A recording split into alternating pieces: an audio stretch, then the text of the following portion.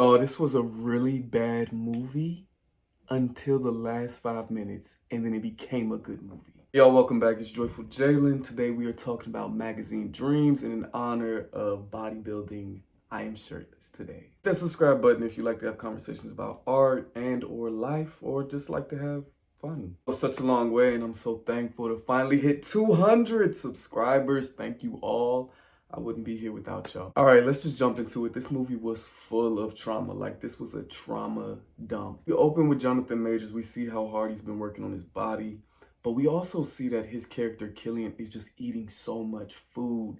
And I appreciate that because as someone who is in the gym, you do have to eat and consume a lot, the protein shakes. Just want to say Jonathan Majors is really good at playing mental illness because every character he plays is like, oh, something is wrong with him. Has a conversation with one of the painters that was supposed to help his papa, and he ends up getting mad and is like, I'm gonna break your skull and you drink the juice from your brain. He goes down there, he starts breaking up the store, breaking the glass, and the acting was so good, but it was kind of gross too, just seeing him bleed everywhere. So something happens in his stomach. He starts swerving in his car. He hits a lamppost or something. He wakes up. The doctor's like, look, dude, you have tumors on your liver. You have to do surgery. And he's like, also, are you going to admit that you've been doing drugs?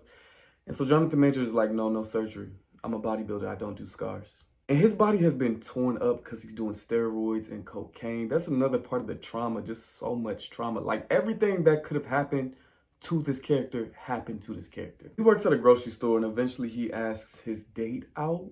And it's so cringy how he asked her out, but the date was even worse. So she actually shows up to the date and she looked like Jennifer Lawrence, by the way. And she's like trying to talk to him and he will not stop talking about bodybuilding and he's just ordering a bunch of food and it's so weird. Homegirl decides to leave. She's like, I'm not doing this. So she tells the waiter that she left and they're like, would you like us to pack this up? He's like, no, actually, I'd like to make more orders.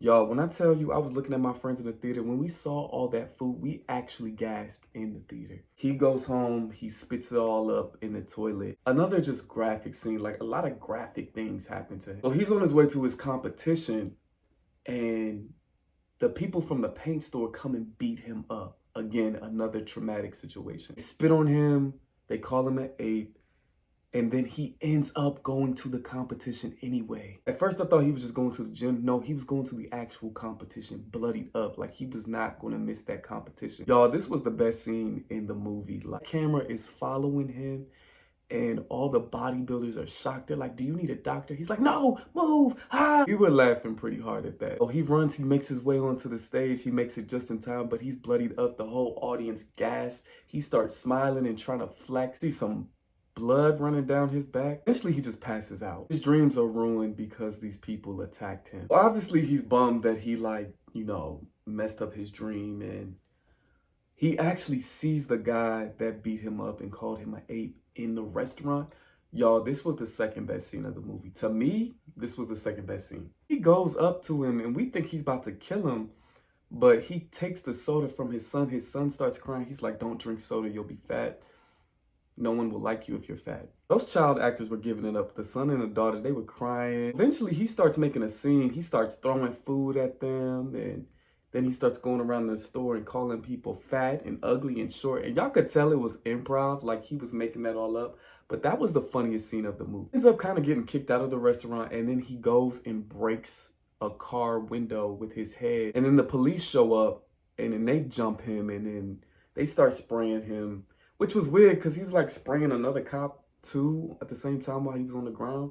It was just like, there's so much trauma in this movie. Actually, he starts buying guns and stuff and it starts becoming weird. So I'm looking at my friends in the theater and we're all asking the same thing. Like, how is he getting all this money? Pop-Up must really have some money. That security check must be nice. All hope is lost, it seems, and it looks like he's about to unalive somebody. His idol that he's been writing to religiously hits him back. Idol is like, hey, I'm in town, you want to meet up? He sees him, he's having a great time. He's like, do you want to feel my abs? And so at first it's kind of weird, like, what you mean feel on your abs? But then it's kind of like, oh, well, bodybuilding, like that's what they like to do. Like bodybuilding, that's their thing, right? But then he feels his abs, and then he looks at him. Y'all, when the idol guy looked at him, we all knew. We all in the audience like, Cut to this man waking up in the bed with him. Again, another form of trauma. He runs up out the RV, and the idol guy talking about some, hey, honey, like, what? What's going on? And he keeps calling him. He's calling him, and he's not responding. But eventually he's like, yeah, I'm about to unalive somebody, and you know that I'm gonna do it to myself. Well, he's walking somewhere. We all in the audience like, who is he gonna get? Like, who is he gonna... Turns out he sneaks into one of the judges who said he had weak deltoid. This was a really good scene too. He forces the judge to pose and smile, and he's like begging for his life. I'm not gonna lie, that was a really good scene. Eventually, he's like, you know what? I'm gonna go and get, you know, my idol. He's backstage, and he's about to, you know, pew pew. And so we see him shoot him.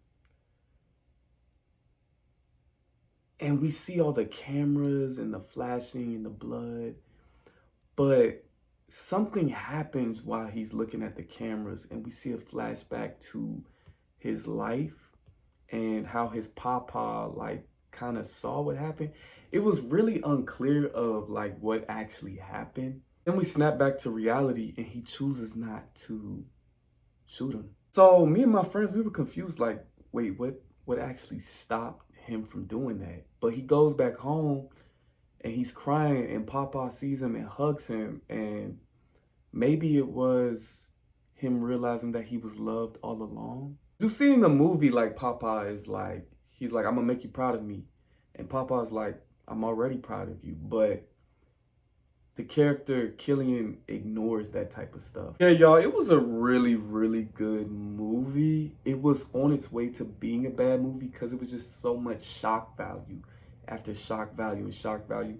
And I think if he would have unalived the idol person, I think it would have been a really bad movie because it would have just been shock value for shock value's sake. Some type of lesson was learned, and we got some hope at the end. There are a lot of loose ends though, and for example, like, why didn't they show him like actually getting the scars? Like, oh, he went and got the surgery to help himself to heal. Oh, we see him throwing away the steroids. We see him putting down a lot of destructive behaviors. So the ending was a little weird, but I think it would have been worse if he had gone through another traumatic thing. Yes, y'all, it is very obvious that this movie was shot before the Grace Jabbari controversy, because there was a lot happening in this movie where it was like, this is not helping your case, bro. So, but yeah, that was Magazine Dreams. I give it a 4 out of 5.